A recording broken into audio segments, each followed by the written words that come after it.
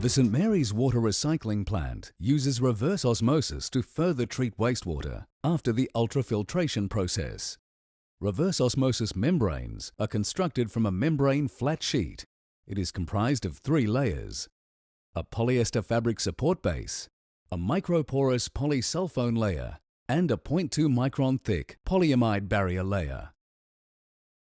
The polysulfone layer strengthens the very thin barrier layer. It is the barrier layer that removes nutrients, chemicals, bacteria, and viruses from the water. The membrane flat sheet is combined with a sheet of feed channel spacer. This provides turbulence and creates space between the membrane sheets for the feed water. A sheet of permeate spacer is added to the membrane sheets and feed channel spacer.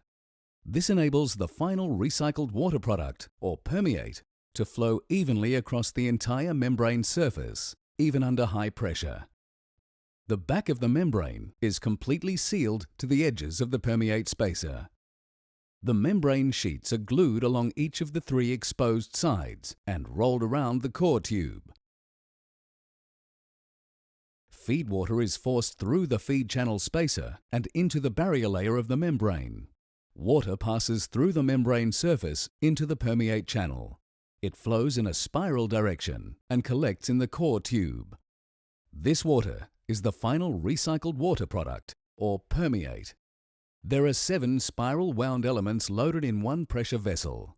Once the end adapter is connected to the last element and the pressure vessel is sealed, feed water can be introduced. Feed water is pumped at high pressure into the vessel.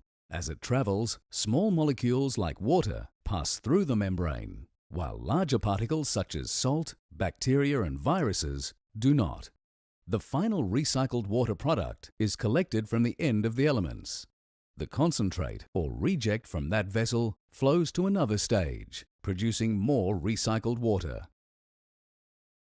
At St Mary's, there are 6 reverse osmosis treatment trains, each with 3 stages. This design produces the highest amount of recycled water with reduced concentrate waste. Stage 1 has 52 pressure vessels, Stage 2 has 24 pressure vessels, and Stage 3 has 12 pressure vessels. 58 million litres of feed water enters the reverse osmosis system on a daily basis. As the feed water passes through each stage, more recycled water is extracted. 65% of recycled water is extracted at Stage 1. The remaining 35% is passed through Stage 2, where a further 10% is extracted. The final 25% is passed through Stage 3, where the last 5% of recycled water is extracted. 80% of all feed water is recovered as recycled water. An average of 50 million litres of recycled water is produced every day at St Mary's. The remaining concentrate contains so much salt and impurities that to recycle it would not make economic sense. This concentrate stream of 8 million litres a day is sent to North Head Wastewater Treatment Plant, where it is treated and released into the ocean.